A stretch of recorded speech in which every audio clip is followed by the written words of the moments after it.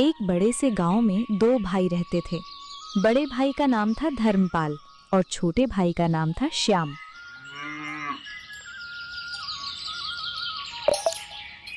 धर्मपाल के पास अपार धन दौलत थी। गांव में उसकी सबसे बड़ी हवेली थी। ऊंची दीवारें, बड़ा सा लोहे का फाटक, अंदर संगमरमर का फर्श और चारों ओर नौकर चाकर। उसकी पत्नी का नाम था कमला। कमला महंगी रेशमी साड़ियां पहनती, सोने के गहनों से सजी रहती। दोनों की जिंदगी ऐशो आराम से भरी थी। हर सुबह धर्मपाल बालकनी में खड़ा होकर चाय पीते हुए नौकरों को हुक्म देता, रामो, सुनो ध्यान से। गोदाम से आज ही 100 बोरी गेहूं शहर भेज देना। गाड़ी समय पर निकलनी चाहिए, जरा भी देर नहीं होनी चाहिए। सौदा बड़ा है, किसी तरह की लापरवाही बर्दाश्त नहीं होगी। जी मालिक, अभी इंतजाम करता हूँ। बोरी तौल कर गाड़ी में चढ़वा देता हूँ। समय पर शहर के लिए रवाना हो जाएगी। उनके घर में हर सुख सुविधा थी। बड़े बड़े कमरे, महंगे फर्नीचर, चांदी के बर्तन। लेकिन इस चमक के बीच एक ठंडापन भी था, रिश्तों में दूरी और मन में अहंकार। आज जरा आराम से बैठकर पूरा हिसाब किताब ध्यान से देख लीजिएगा। पिछले महीने का मुनाफा किसी भी हालत में कम नहीं होना चाहिए। अगर कहीं कोई कमी या गड़बड़ी रह गई हो तो अभी संभाल लीजिए, बाद में पछताना न पड़े। तुम बेफिक्र रहो। जब तक धर्मपाल इस कारोबार को संभाल रहा है, इस घर की तिजोरी कभी खाली नहीं होगी। घाटा हमारे हिस्से में नहीं आता। हम हमेशा फायदा करना जानते हैं। उसी गांव के दूसरे छोर पर मिट्टी की एक छोटी सी झोपड़ी में श्याम रहता था। उसकी पत्नी का नाम था राधा और उनके छोटे बेटे का नाम था गोपाल। श्याम बहुत गरीब था। उसके पास छोटा सा खेत था जिसमें फसल ना के बराबर होती थी। इसीलिए वो रोज सुबह काम की तलाश में निकलता। कभी खेत में मजदूरी, कभी ईंट भट्टे पर काम, कभी किसी के घर सामान ढोने का काम। उसकी कमीज कई जगह से फटी हुई थी, पैरों में घिसी हुई चप्पल, लेकिन चेहरे पर मेहनत की सच्चाई थी। सुनो गोपाल के पिताजी, घर में आटा बस थोड़ा सा ही बचा है। अगर आज भी काम नहीं मिला तो बच्चों को क्या खिलाएंगे? यही सोच सोच कर मेरा मन घबरा रहा है। सुबह से दिल में एक अजीब सी बेचैनी है। आज कहीं ना कहीं काम मिल जाए तो बहुत अच्छा रहेगा, वरना सच में बड़ी परेशानी हो जाएगी। तुम इतनी चिंता मत करो राधा। ईश्वर ने चाहा तो आज मैं खाली हाथ बिल्कुल नहीं लौटूंगा। मैं जी जान लगाकर मेहनत करूंगा और काम ढूंढकर ही वापस आऊंगा। ऊपर वाला सब देख रहा है और मेहनत करने वाला कभी भूखा नहीं सोता। बस तुम हिम्मत बनाए रखो, सब ठीक हो जाएगा। एक दिन ऐसा आया जब श्याम को काम नहीं मिला। वो शाम को थका हारा खाली हाथ लौटा। झोपड़ी के अंदर चूल्हा ठंडा पड़ा था। गोपाल धीमी आवाज में बोला, माँ, बहुत भूख लगी है। सुबह से कुछ ठीक से खाया भी नहीं। पेट में जैसे चूहे दौड़ रहे हैं। अब जल्दी से कुछ खाने को दे दो ना। बस थोड़ी देर और रुक जाओ बेटा, मैं अभी कुछ बना देती हूँ। तुम चिंता मत करो, माँ तुम्हें भूखा नहीं सोने देगी। श्याम ने घर में देखा, बस मुट्ठी भर चावल बचे थे। उसने गहरी सांस लेकर कहा, आज तुम खिचड़ी ही बना लो। जो भी घर में बचा है उसी से काम चला लेते हैं। लेकिन कल मैं बाजार जरूर जाऊंगा। वहां जाकर कुछ बड़ा काम ढूंढूंगा ताकि घर की हालत सुधर सके। ऐसे कब तक छोटी मोटी मजदूरी से गुजारा करते रहेंगे? अब वक्त आ गया है कि कुछ बदलने की कोशिश करूं। उस रात तीनों ने थोड़ी सी खिचड़ी बांटी। पेट भरा या नहीं ये मायने नहीं रखता था। मायने रखता था एक दूसरे के लिए उनका प्यार। गांव में लोग कहते, देखो धर्मपाल की किस्मत और देखो श्याम की हालत। एक ही माँ के बेटे, पर जमीन आसमान का फर्क। लेकिन वक्त हमेशा एक जैसा नहीं रहता। कभी दौलत की परीक्षा होती है तो कभी धैर्य की। और असली कहानी अभी शुरू हुई थी। एक साल बीत गए। समय ने बहुत कुछ बदल दिया था, लेकिन एक बात वही रही। धर्मपाल की दौलत बढ़ती ही जा रही थी और श्याम का संघर्ष खत्म होने का नाम नहीं ले रहा था। एक दिन पूरे गांव में खबर फैल गई कि धर्मपाल के घर खुशखबरी आई है। बरसों की प्रतीक्षा के बाद उनके घर एक बेटे ने जन्म लिया था। हवेली को फूलों से सजाया गया, दरवाजे पर रंगोली बनी, आंगन में बड़े बड़े पंडाल लगाए गए। ढोल की आवाज दूर तक सुनाई दे रही थी। कमला खुशी से भरी हुई थी। वो अपने बेटे को गोद में लेकर बार बार कहती, देखिए जी, हमारा वारिस आ गया है। अब हमारा नाम और भी ऊंचा होगा, लोग और इज्जत से हमारा जिक्र करेंगे। हमें अब हर काम सोच समझ कर करना होगा ताकि उसके भविष्य पर कोई आंच ना आए। हाँ कमला, अब इस घर की शान और बढ़ेगी। पूरे गांव को दावत दूंगा। ऐसा भोज होगा कि लोग सालों तक याद रखेंगे। और सच में पूरे गांव को न्योता भेजा गया। न्योते वाले दिन सुबह से ही मेहमान आने लगे। कोई नए कपड़े पहनकर आया, कोई बच्चों को साथ लाया। हवेली के बाहर गहमा गहमी थी। रसोई में बड़े बड़े कढ़ाहों में पकवान बन रहे थे। पूरियां तल रही थीं, मिठाइयां सज रही थीं। भीड़ बढ़ती जा रही थी, लेकिन उसी भीड़ में एक चेहरा गायब था। श्याम। श्याम को खबर ही नहीं। उधर श्याम उस दिन भी मजदूरी कर रहा था। उसे दावत की कोई खबर नहीं थी। दोपहर के समय जब वो खेत से लौट रहा था, गांव के कुछ आदमी उसे रास्ते में मिल गए। एक ने मुस्कुराते हुए पूछा, अरे श्याम, तू यहाँ क्या कर रहा है? सुबह से तुझे यहीं देख रहा हूँ। क्या बात है, कहीं जाने की तैयारी नहीं की क्या? क्यों, क्या हुआ? ऐसी क्या बात हो गई कि तुम सब मुझे इस तरह देख रहे हो? अरे आज तेरे बड़े भाई धर्मपाल के घर दावत है। बेटे के जन्म की खुशी में पूरा गांव बुलाया गया है और तू अभी तक गया नहीं। दावत? आज? मुझे तो किसी ने बताया ही नहीं। अगर सच में दावत है तो मुझे खबर क्यों नहीं दी गई? अरे पूरा गांव जा रहा है, हर घर में खबर पहुंच चुकी है। तू तो उसका सगा भाई है, फिर भी अभी तक घर से निकला भी नहीं। कहीं सच में तुझे बुलावा नहीं भेजा गया? श्याम के चेहरे पर आश्चर्य और हल्की पीड़ा एक साथ उभरी। एक पल को उसके मन में सवाल उठा, क्या भाई ने मुझे जानबूझकर नहीं बुलाया? लेकिन उसने तुरंत अपने भाव छुपा लिए। वो मुस्कुराने की कोशिश करते हुए बोला, अरे मैं तो बस काम खत्म करके ही जाने वाला था। सोचा पहले आज की मजदूरी पूरी कर लूं, फिर आराम से दावत में पहुंचूं। आखिर मेहनत भी जरूरी है ना। तुम लोग चलो, मैं अभी काम निपटाकर सीधे वहीं आता हूं। ठीक है, जल्दी आ जाना। आज तो बड़े ठाज से इंतजाम हुआ है। खाना भी बहुत स्वादिष्ट बना है। देर मत करना, वरना अच्छी चीजें खत्म हो जाएंगी। वे लोग आगे बढ़ गए। श्याम वहीं कुछ पल खड़ा रह गया। उसके मन में हलचल थी। वो जल्दी जल्दी अपने घर पहुंचा। राधा ने दरवाजे पर आते ही पूछा, आज इतनी जल्दी कैसे आ गए? रोज तो सूरज ढलने के बाद ही घर लौटते हो। सब ठीक तो है ना? कहीं काम पर कुछ परेशानी तो नहीं हुई? तुम्हें पता है, आज धर्मपाल भैया के घर दावत है। उनके यहाँ बेटा हुआ है और पूरे गांव को बुलाया गया है। अभी रास्ते में सब लोग उसी की बात कर रहे थे। बड़ा जश्न हो रहा है। हमें तो कोई बुलावा नहीं आया, न कोई खबर, न कोई संदेश। अगर सच में दावत है तो हमें क्यों नहीं बताया गया? शायद भूल गए होंगे। इतनी भागदौड़ और मेहमानों की भीड़ में हो सकता है हमारा नाम छूट गया हो। ऐसा भी तो हो सकता है कि बुलावा भेजा हो और हमें मिला ना हो। भूल गए? सगे भाई को कोई भूलता है क्या? इतने बड़े मौके पर अगर हमें खबर तक नहीं दी गई तो क्या ये सिर्फ भूल है? मुझे तो लगता है वे हमें बुलाना ही नहीं चाहते। शायद उन्हें हमारी जरूरत ही नहीं समझ आती। तुम मन छोटा मत करो। नहीं राधा, ऐसा मत सोचो। आखिर वो मेरा बड़ा भाई है, खून का रिश्ता है हमारा।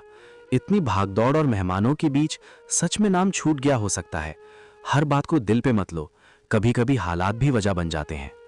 बाबा, हम भी चलेंगे ना? वहाँ ढेर सारी मिठाई मिलेगी ना? मैं भी नए कपड़े पहनकर जाऊंगा और भैया को देखूंगा। श्याम ने बेटे की चमकती आंखों को देखा। उसकी मासूम उम्मीदों में इतनी सच्चाई थी कि श्याम के दिल की कसक और गहरी हो गई, जैसे किसी ने चुपचाप अंदर चोट कर दी हो। हाँ बेटा, हम भी चलेंगे। तुम तैयार हो जाओ, हम सब साथ में दावत में जाएंगे। श्याम ने घर के कोने से अपने बेटे का छोटा सा लकड़ी का झूला उठाया। राधा ने आश्चर्य से पूछा, ये झूला क्यों ले जा रहे हो? अभी तो गोपाल इसी में सोता है। उसके बिना कैसे काम चलेगा? अचानक इसे देने की क्या जरूरत पड़ गई? भाई के घर बेटा हुआ है, हमारे पास देने को और है ही क्या। ना पैसे, ना कोई कीमती चीज। यही छोटा सा झूला है जो दिल से दे सकते हैं। बच्चे के काम आ जाएगा। कम से कम हमारी तरफ से एक स्नेह तो पहुंचेगा। लेकिन ये तो गोपाल का झूला है।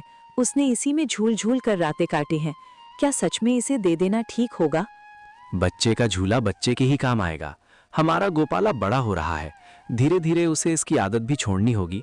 अगर ये किसी और नन्हे को सुकून दे सके तो इसमें बुरा क्या है? माँ, मैं बिना झूले के भी सो जाऊंगा। अब मैं बड़ा हो गया हूँ ना, मुझे इसकी जरूरत नहीं। आप ये चाचा के बच्चे मेरे छोटे भाई को दे दो। उसे अच्छा लगेगा तो मुझे भी खुशी होगी। श्याम ने साधारण कपड़े पहने, झूला सिर पर रखा। गोपाल उसके साथ चल पड़ा।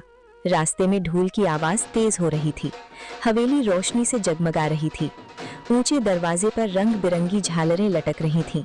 अंदर बड़े बड़े शहरों से आए अमीर मेहमान खड़े थे। किसी ने रेशमी शेरवानी पहन रखी थी, कोई सोने की घड़ी दिखा रहा था। हंसी मजाक, ऊंची आवाजें, चांदी के बर्तनों की खनक, हर तरफ शान ही शान थी। जैसे ही श्याम ने अंदर कदम रखा, उसका दिल तेजी से धड़कने लगा। उसके कंधे पर लकड़ी का छोटा सा झूला था, बदन पर साधारण, जगह जगह से रफू की हुई कमीज, पैरों में घिसी चप्पल। उसके साथ गोपाल था, जो चारों तरफ आश्चर्य से देख रहा था। बाबा, यहाँ तो बहुत बड़े बड़े लोग आए हैं। सब कितने अच्छे कपड़े पहने हैं और कितनी चमक दमक है चारों तरफ। क्या हम भी अंदर जा सकते हैं? हाँ बेटा, तेरे चाचा बड़े आदमी हैं। उनके जान पहचान वाले भी बड़े लोग ही होंगे। लेकिन याद रखो, बड़ा इंसान कपड़ों या दौलत से नहीं, दिल से होता है। हम भी सिर उठाकर अंदर जाएंगे। लेकिन भीड़ के बीच खड़े होकर श्याम को लगा जैसे वो बहुत छोटा हो गया हो। आसपास खड़े लोग उसे ऊपर से नीचे तक देख रहे थे। कुछ की भौहें सिकुड़ गईं। वो एक कोने में खड़ा हो गया। मन में अजीब सी शर्म और घबराहट भर गई। क्या मुझे सच में आना चाहिए था? शायद राधा सही कह रही थी। तभी एक भारी आवाज उसके पास आई। ए भाई साहब, आप कौन हैं? पहले कभी देखा नहीं आपको यहाँ, जरा साफ साफ बताइए। श्याम ने देखा सामने एक अमीर सा दिखने वाला आदमी खड़ा था। चमकदार कपड़े, हाथ में सोने की अंगूठियां। वो आदमी फिर बोला, इतनी बड़ी दावत में सिर्फ खास मेहमान बुलाए गए हैं। आपको पहले कभी यहाँ नहीं देखा। किस तरफ से आए हैं आप? किसने बुलाया है? श्याम का गला सूख गया। हाथों की पकड़ झूले पर और कस गई। जी, मैं वो दरअसल साफ साफ बोलिए, यूं हकलाने से बात समझ नहीं आती। आप हैं कौन और किस लिए आए हैं यहाँ? मैं धर्मपाल का छोटा भाई हूँ। सोचा था खुशी के मौके पर मिल लूं, आशीर्वाद दे दूं। भाई?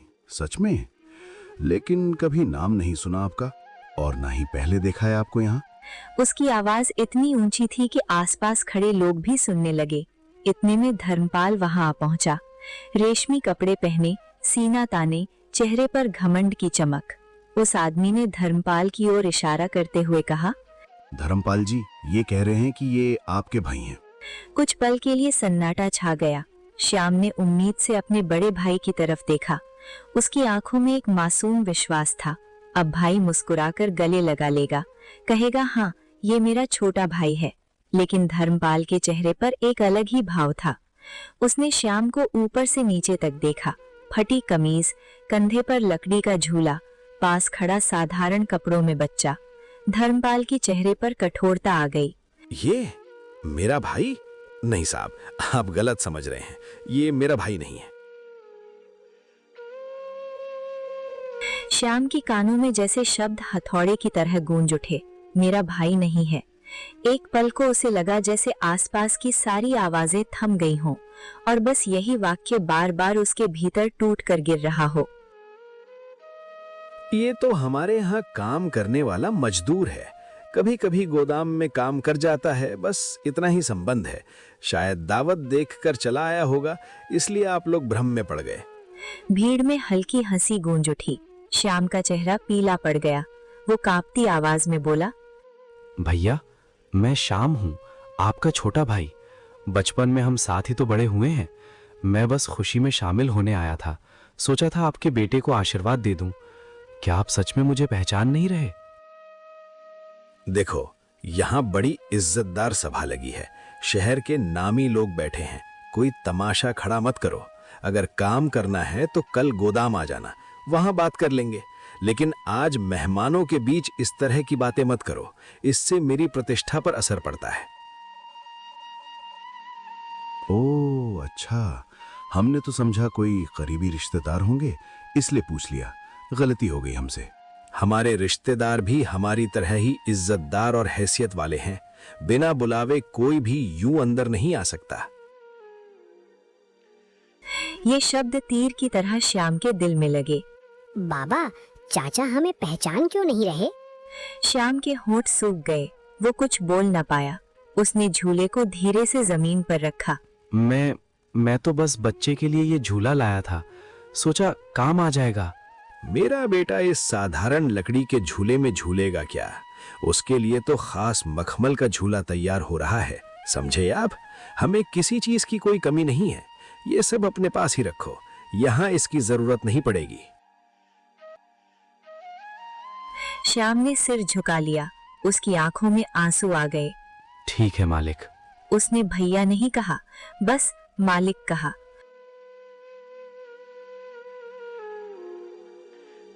बाबा, हम खाना नहीं खाएंगे? सब लोग पंक्ति में बैठकर खा रहे हैं, मिठाइयों की खुशबू भी आ रही है। क्या हम थोड़ी देर रुक नहीं सकते? नहीं बेटा, हमें घर चलना है, यहाँ हमारा रुकना ठीक नहीं है। चलो, माँ इंतजार कर रही होगी। वो मुड़ा और गोपाल का हाथ पकड़ लिया। गोपाल ने मासूमियत से पीछे मुड़कर हवेली की रोशनी देखी। हवेली के अंदर ढोल फिर बजने लगे, हंसी फिर गूंज उठी। लेकिन बाहर एक भाई का दिल टूट चुका था। कुछ कदम चलने के बाद गोपाल ने धीरे से पूछा, बाबा, चाचा ने आपको मजदूर क्यों कहा? श्याम का गला भर आया। उसने जवाब देने की कोशिश की, पर शब्द साथ नहीं दे रहे थे। थोड़ी देर बाद उसने खुद को संभालते हुए कहा, बेटा, कभी कभी बड़े लोग अपनी इज्जत बचाने के लिए छोटी बातों को भूल जाते हैं। पर आप तो उनके भाई हो ना? हाँ बेटा, मैं उनका भाई हूँ, पर शायद वो अब मेरे नहीं रहे। उसकी आवाज टूट गई। वो रास्ते के किनारे बैठ गया, चेहरे को दोनों हाथों छुपा लिया। वर्षों का दबा हुआ दर्द आंसुओं में बह निकला। बाबा, रो मत, मैं बड़ा होकर बहुत अमीर बनूंगा, फिर कोई आपको मजदूर नहीं कहेगा। नहीं बेटा, अमीर बनना जरूरी नहीं, अच्छा इंसान बनना जरूरी है। चलो घर चलें, तुम्हारी माँ इंतजार कर रही होगी। राधा दरवाजे पर खड़ी थी। जैसे ही उसने श्याम का चेहरा देखा, सब समझ गई। उसने पूछा, क्या हुआ? श्याम अंदर आकर झूला कोने में रख दिया, बैठ गया।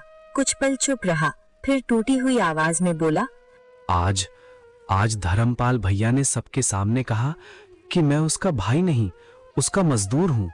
मैंने कहा था ना, वो हमें बुलाना नहीं चाहते। मैंने सोचा था शायद भूल गए होंगे, पर वो तो हमें पहचानने से ही इनकार कर गए। आज मुझे लगा जैसे मैं सच में बहुत छोटा हूँ। गरीबी कोई शर्म की बात नहीं है, पर रिश्तों से मुंह मोड़ लेना, ये सबसे बड़ी गरीबी है।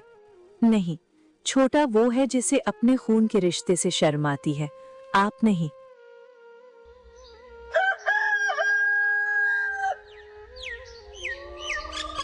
अगली सुबह धर्मपाल की हवेली में अब भी पिछली रात के बर्तन पड़े हुए थे। बड़े बड़े भगोनों में खाना बचा हुआ था। नौकर सफाई में लगे थे। तभी दरवाजे पर एक बूढ़ी औरत आई, झुकी हुई कमर, चेहरे पर भूख की लकीरें। वो कांपती आवाज में बोली, बेटा, थोड़ा खाना मिल जाता तो ईश्वर तुम्हारा भला करता। 2 दिन से कुछ नहीं खाया। नौकर अंदर गए और धर्मपाल को खबर दी। धर्मपाल बाहर आया, माथे पर शिकन। क्या है? क्यों शोर मचा रखा है दरवाजे पर? यहाँ कोई सराय खुली हुई है क्या कि हर कोई आकर आवाज लगाए? साफ साफ बताओ, क्या चाहिए? बेटा, बस थोड़ा सा बचा कुचा खाना दे दो। सुबह से कुछ नहीं खाया, बहुत भूखी हूँ। जो भी बचा हो वही दे दो, दुआ दूंगी तुम्हें। इतने में कमला भी बाहर आई। उसने धीमे स्वर में कहा, सुनिए, घर में तो बहुत सारा खाना बचा हुआ है। इतने मेहमानों के जाने के बाद भी काफी कुछ बाकी है। फेंक देने से तो अच्छा है किसी जरूरतमंद को दे दीजिए। किसी के काम आ जाएगा तो दुआ ही मिलेगी और बरकत भी बनी रहेगी। तुम बीच में मत बोलो, हर बात में टोकना जरूरी है क्या? ये कोई भंडारा लगा है क्या यहाँ? जो भी आता है हाथ फैलाकर खड़ा हो जाता है। बेटा, मैं भीख नहीं मांग रही, बस भूख लगी है। इंसानियत के नाते थोड़ा सा अन्न मांग रही हूँ, ताकि पेट की आग शांत हो जाए। चलो यहाँ से, अभी के अभी हट जाओ मेरी नजरों से, वरना नौकरों से कहकर भगा दूंगा। फिर मत कहना कि चेतावनी नहीं दी। बूढ़ी औरत की आंखों में आंसू आ गए। वो जाते जाते बोली, बेटा, घमंड मत कर, वक्त बदलते देर नहीं लगती। आज जो तेरे पास है वो कल किसी और के पास भी हो सकता है। इंसान की असली पहचान उसके धन से नहीं, उसके व्यवहार से होती है। इसलिए ऊंचा उड़, पर इतना भी मत उड़ कि जमीन और लोग ही दिखाई देना बंद हो जाए। धर्मपाल के घर से अपमानित होकर वही बूढ़ी औरत गांव के दूसरे छोर की ओर चली गई। धूप तेज थी, कदम लड़खड़ा रहे थे, लेकिन उसके चेहरे पर एक अजीब सी शांति थी। कुछ देर बाद वो श्याम की झोपड़ी के सामने पहुंची। उसने धीमी आवाज में पुकारा, कोई है बेटा? जरा दरवाजा तो खोल दो। मैं कब से यहाँ खड़ी हूँ, शायद मेरी आवाज अंदर तक नहीं पहुँच रही। बस एक पल के लिए सुन लो। राधा बाहर आई।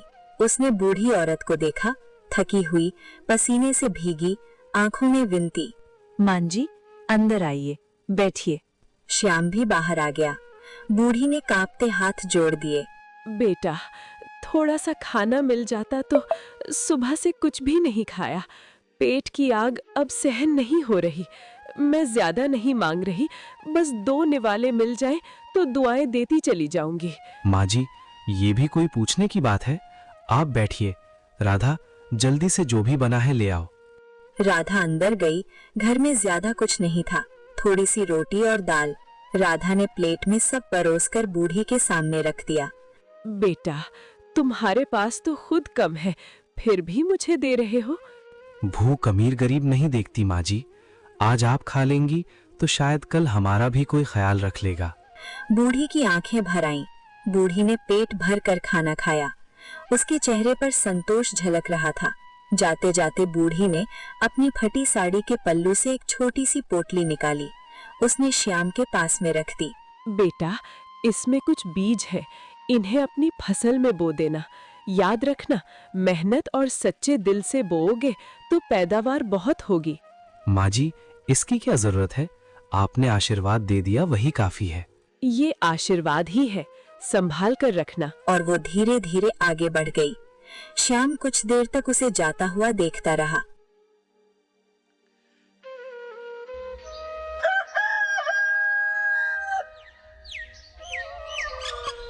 अगले दिन श्याम ने अपनी छोटी सी जमीन पर फिर से काम शुरू किया। वो खेत में उतरा, मिट्टी को जोता, पसीना बहाया। उसने पूरे मन से वे बीज खेत में बो दिए। दिन बीतते गए। कुछ ही हफ्तों में खेत में हरे भरे पौधे उगाए, पहले से ज्यादा मजबूत, ज्यादा घने। श्याम हैरान था। समय आया कटाई का, और जब फसल कटी तो जैसे चमत्कार हो गया। इतनी पैदावार पहले कभी नहीं हुई थी। अनाज के ढेर लग गए, बोरों पर बोरे भर गए। श्याम की आंखें नम थीं। धीरे धीरे श्याम ने अनाज बेचना शुरू किया। पैसे आने लगे। उसने और जमीन किराए पर ली और मेहनत की। कुछ ही महीनों में उसकी हालत सुधरने लगी। झोपड़ी की जगह पक्की दीवारें खड़ी होने लगी। घर में पहली बार नए बर्तन आए। गोपाल के लिए नए कपड़े खरीदे गए। देखा, ईश्वर देर से देता है पर देता जरूर है। जब इंसान सच्चे मन से मेहनत करता है और हालात चाहे कितने भी कठिन क्यों ना हो, उम्मीद का दामन नहीं छोड़ता, तो ऊपर वाला उसकी सुन ही लेता है। आज जो सूना आंगन था, वही एक दिन खुशियों से भर जाता है। बस भरोसा और धैर्य बनाए रखना पड़ता है, क्योंकि उसकी दी हुई नेमत हमेशा सही समय पर आती है। राधा, देखो तो इस बार फसल कितनी अच्छी लग रही है। ये मेहनत और दया का फल है। इसी बीच धर्मपाल का घमंड और बढ़ता जा रहा था। उसने मजदूरों पर सख्ती बढ़ा दी। मजदूर थक जाते, पसीने से तरबतर हो जाते, पर मजदूरी समय पर नहीं मिलती। धीरे धीरे हवेली में अशांति फैलने लगी। कमला परेशान रहने लगी। घर में झगड़े बढ़ने लगे। बच्चा बीमार रहने लगा। व्यापार में अचानक घाटा होने लगा। एक बड़ी खेप खराब हो गई। गोदाम में अनाज सड़ गया। धर्मपाल रात रात भर जागने लगा।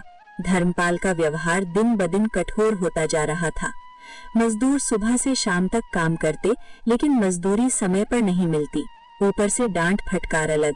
एक दिन गोदाम में सब मजदूर इकट्ठा खड़े थे। उनके चेहरों पर थकान भी थी और रोष भी।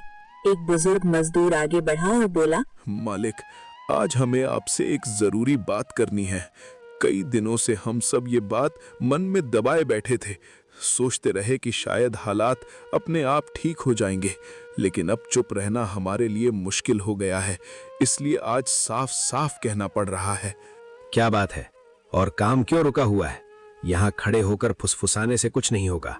साफ साफ बोलो। मालिक, 3 महीने से पूरी मजदूरी नहीं मिली।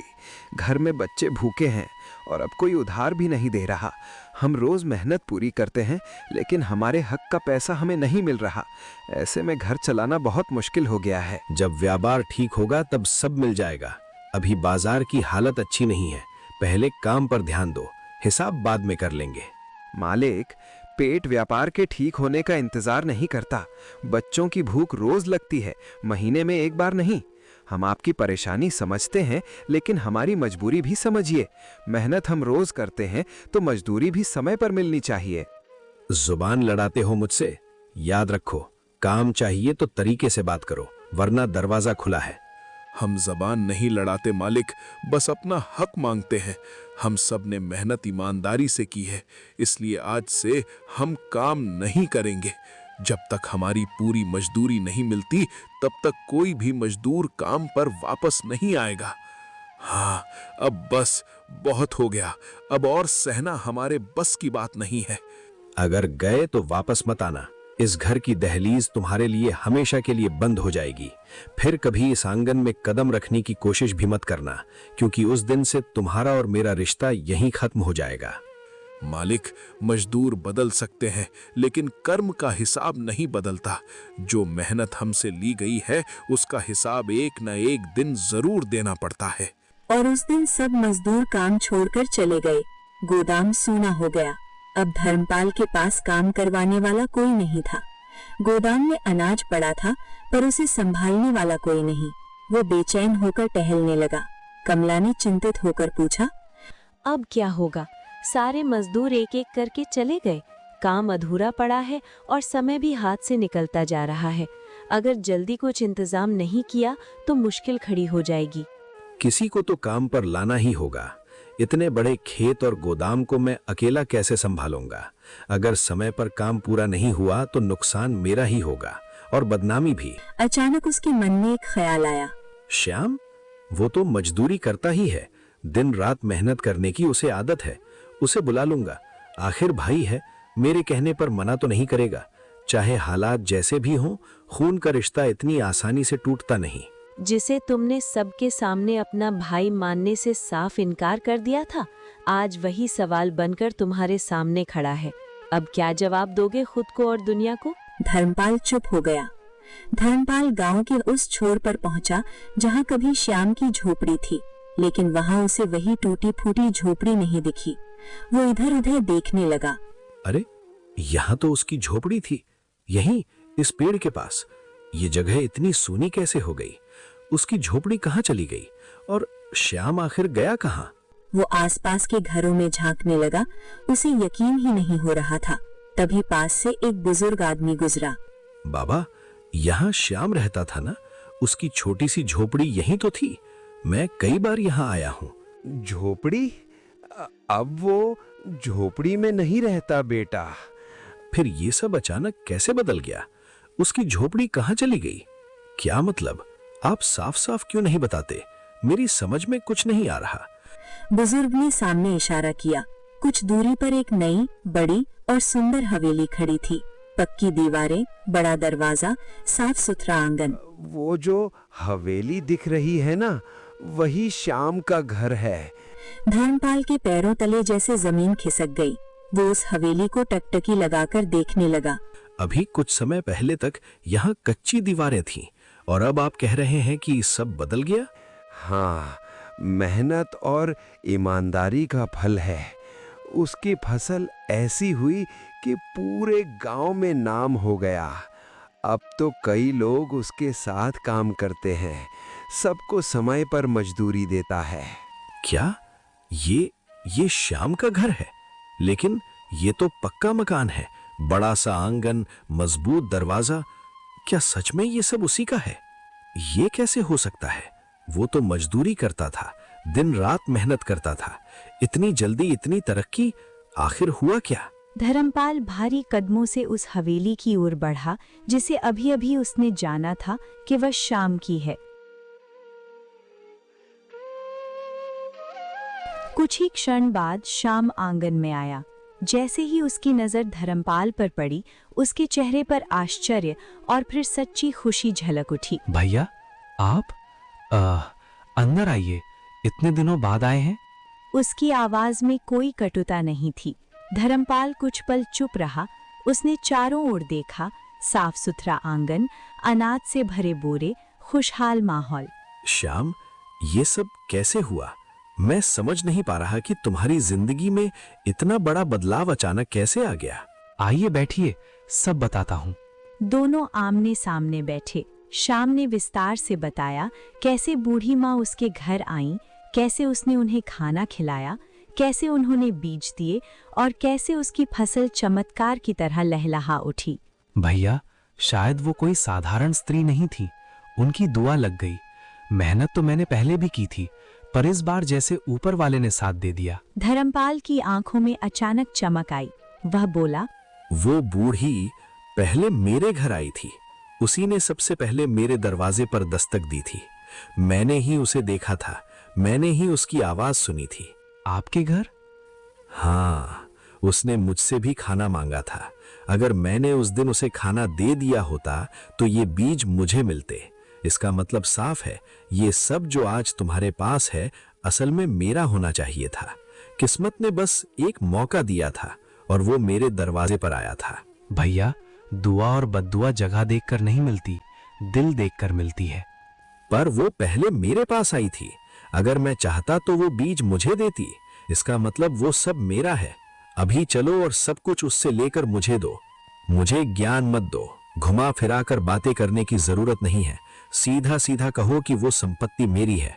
भैया संपत्ति बीज से नहीं उगती, नीयत से उगती है। मैं सिर्फ इतना कह रहा हूं कि जो दुआ मैंने कमाई वो किसी से छीनी नहीं जा सकती। धर्मपाल खड़ा हो गया। कुछ पल दोनों भाइयों के बीच सन्नाटा रहा। अगर ऐसा है तो मैं अपना हक लेकर रहूंगा, चाहे जैसे भी हो। जो कुछ भी है उस पर मेरा अधिकार है और मैं उसे लेकर ही मानूंगा। अगर आपको लगता है कि यही सही है तो ढूंढ लीजिए। धर्मपाल के मन में लालच फिर जाग उठा। धर्मपाल बिना कुछ कहे मुड़ गया। धर्मपाल गांव-गांव भटकने लगा। हर दरवाजे पर पूछता। वह खेतों में गया, मंदिर के पास गया, नदी किनारे गया। दिन बीत गया, बूढ़ी का कोई पता नहीं। एक शाम वह थक कर उसी रास्ते पर बैठ गया जहां कभी शाम रोया था, लेकिन चारों ओर सन्नाटा था। कई दिनों की तलाश के बाद एक शाम धर्मपाल ने नदी किनारे एक पीपल के पेड़ के नीचे वही बूढ़ी औरत बैठी देखी। वह लाठी के सहारे शांत बैठी थी। धर्मपाल तेज कदमों से उसके पास पहुंचा। अच्छा, तो तुम यहाँ छुपी बैठी हो। मैं तुम्हें कब से ढूंढ रहा था। सोचा था कहीं दूर चली गई होगी, लेकिन तुम तो यहीं आराम से बैठी हो, जैसे तुम्हें किसी बात की चिंता ही नहीं। अब साफ साफ बताओ, यहाँ क्या कर रही हो? क्या बात है बेटा? जो दौलत आज शाम के पास है वो असल में मेरी होनी चाहिए थी। तुम सबसे पहले मेरे घर आई थीं। अगर उस समय मैं चाहता तो तुम वही बीज मुझे देती और आज वो सारी दौलत मेरे पास होती। इसका मतलब साफ है कि जो कुछ भी उसके पास है उस पर असली हक मेरा है। इसलिए अभी मेरे साथ चलो और उससे सब कुछ लेकर मुझे दे दो। बेटा, वो बीज हाथ से नहीं, दिल से उगते हैं। शाम को मैंने सिर्फ बीज नहीं दिए थे, मैंने उसे दुआ दी थी, और दुआ उसे मिलती है जिसने खुद भूखा रहकर भी किसी और को रोटी खिलाई हो। बरकत चीजों से नहीं, नीयत से आती है। मुझे ये ज्ञान की बातें मत सुनाओ। मैं कोई बच्चा नहीं हूँ जो तुम्हारी घुमा फिरा कर कही हुई बातों में आ जाऊं। मुझे सीधे जवाब चाहिए। साफ साफ कहो कि वो सारी संपत्ति मेरी है और उसे मुझे ही मिलना चाहिए, क्योंकि असली हकदार मैं हूँ। अगर बात ऐसी ही है तो सुन लो, मैं अपना हक लेकर ही रहूंगा, चाहे मुझे कुछ भी करना पड़े, चाहे किसी से भी भिड़ना पड़े। जो कुछ भी उस दौलत में है उस पर मेरा अधिकार है, और जब तक वो सब मुझे नहीं मिल जाता तब तक मैं चैन से नहीं बैठूंगा। बूढ़ी अब थक चुकी थी। जब इंसान समझाने से नहीं समझता तो उसे अनुभव सिखाता है। तूने भूखों को ठुकराया, मजदूरों का हक मारा, रिश्तों को अपमानित किया। अब तू वही जीवन जिएगा जिसे तूने तुच्छ समझा। आज से तेरी सारी दौलत खत्म, तू फिर से गरीब होगा ताकि तुझे दूसरों का दर्द समझ आए। अचानक तेज हवा चली। धर्मपाल घबराकर पीछे मुड़ा। दूर उसकी हवेली की दिशा में धूल का गुबार उठा। छोटी सी जर्जर झोपड़ी खड़ी थी। गोदाम खाली थे, नौकर गायब, धन दौलत सब गायब। धर्मपाल जमीन पर बैठ गया। उसकी आंखों से आंसू बह निकले। ये क्या हो गया? सब कुछ मेरी आंखों के सामने बिखर गया। जिस दौलत और घमंड पर मुझे इतना अभिमान था, वही आज मेरा साथ छोड़ गया। मैंने आखिर क्या कर डाला? शाम को पता चला। गांव में खबर आग की तरह फैल गई। शाम ने जब सुना तो उसका दिल कांप उठा। शाम तुरंत निकल पड़ा। वह उसी पीपल के पेड़ के नीचे पहुंचा। बूढ़ी अब भी वहीं बैठी थी। शाम उसके पैरों में गिर पड़ा। माँ जी, आपने ये क्या कर दिया? मेरे भैया से गलती हुई है, मैं मानता हूँ। उन्होंने मुझे ठुकराया, अपमान भी किया, लेकिन वो मेरे बड़े भाई हैं। उनका सब कुछ यूं खत्म हो जाना मैं कैसे देखूं? उनका घर, उनका व्यापार, उनकी इज्जत सब चला गया। ये उनके कर्मों का फल है बेटा। जो बोया जाता है वही एक दिन लौट कर आता है। घमंड और अन्याय का अंत हमेशा ऐसा ही होता है। अगर सजा देनी है तो मुझे दे दीजिए। उनकी जगह मैं सब सह लूंगा। मैं छोटा हूँ, मुझ पर जो बीतेगी सह लूंगा, पर उन्हें यूं टूटते हुए मत देखिए। उनका अभिमान टूटा है, अब दिल भी टूट जाएगा। तू अब भी उनके लिए रो रहा है, जबकि उन्होंने तुझे सबके सामने अपना भाई मानने से इनकार कर दिया था, तेरे आत्मसम्मान को ठेस पहुंचाई थी। भाई कभी पराया नहीं होता माँ जी। गलती इंसान से होती है, रिश्ते नहीं टूटते। आज वो भटक गए हैं, पर खून का रिश्ता मिटाया नहीं जा सकता। अगर मैं भी उन्हें छोड़ दूं तो फिर फर्क क्या रह जाएगा मेरे और उनके बीच? कुछ देर तक चारों तरफ गहरा सन्नाटा छाया रहा, जैसे हवा भी ठहर गई हो। फिर बूढ़ी ने धीरे धीरे शाम की ओर देखा और कहा, तेरी करुणा ही तेरी असली दौलत है बेटा। धन संपत्ति तो आती जाती रहती है, पर ऐसा दिल बहुत कम लोगों को मिलता है। ठीक है, श्राप पूरी तरह नहीं हटेगा, ताकि उन्हें अपने कर्म याद रहें, पर उन्हें फिर से मेहनत करने का एक मौका मिलेगा। अगर वे सच में बदल गए तो धीरे धीरे सब कुछ लौट आएगा। धन्यवाद माँ जी, आपने मेरे भैया को एक और अवसर दिया। यही मेरे लिए सबसे बड़ी कृपा है। जब उसने सिर उठाया, बूढ़ी वहां नहीं थी, जैसे वह हवा में विलीन हो गई हो। शाम अपने भाई की झोपड़ी पहुंचा। धर्मपाल जमीन पर बैठा था, चेहरा सूजा हुआ, आंखें लाल। श्याम, मैंने तेरे साथ बहुत बड़ा अन्याय किया। मैंने तुझे सबके सामने अपमानित किया, तुझे गरीब कहा, मजदूर कहा, तेरी मेहनत का मजाक उड़ाया। उस वक्त मुझे अपने धन और ताकत का इतना घमंड था कि मुझे तेरे दिल की तकलीफ दिखाई ही नहीं दी। और आज देख, वही मैं जो खुद को सबसे बड़ा समझता था, आज खाली हाथ खड़ा हूं। मेरी आंखें अब खुली हैं श्याम। मेरी गलती बहुत बड़ी थी। अगर तेरे दिल में मेरे लिए थोड़ी भी जगह बची हो तो मुझे माफ कर दे भाई। भैया, मैं तो उसी दिन आपको माफ कर चुका था। मैंने अपने घमंड और लालच में आकर सब कुछ खो दिया श्याम। दौलत के पीछे भागते भागते मैंने रिश्तों की कीमत ही भूल गया। मुझे लगता था कि पैसे से ही इंसान की इज्जत होती है, लेकिन आज समझ में आया कि असली दौलत तो इंसानियत और अपने लोग होते हैं। काश मैं पहले समझ जाता। आज मेरे पास पछताने के अलावा कुछ भी नहीं बचा। नहीं भैया, अभी आपने सब नहीं खोया। आपके पास मैं हूँ। आंसू बह निकले। धीरे धीरे धर्मपाल ने मेहनत शुरू की। इस बार मजदूरों का सम्मान किया, समय पर मजदूरी दी, विनम्रता सीखी। समय बीतता गया, दोनों भाई साथ रहने लगे। अब न हवेली का घमंड था, न झोपड़ी की शर्म, सिर्फ अपनापन था। दौलत इंसान को बड़ा नहीं बनाती, दयालुता, ईमानदारी और विनम्रता ही असली अमीरी है। जो दूसरों का अपमान करता है, वक्त उसका अभिमान तोड़ देता है, और जो क्षमा करता है वही सच में सबसे धनी होता है। जिस दिन धर्मपाल ने दौलत नहीं, अपने भाई का हाथ थामा, उसी दिन वह सच में अमीर बन गया। घर हवेली से नहीं, दिल से बनता है, और जिस दिल में क्षमा हो वहां कभी गरीबी नहीं रहती। आपकी नजर में असली अमीर कौन था, श्याम या धर्मपाल? अपनी राय नीचे कमेंट में लिखें।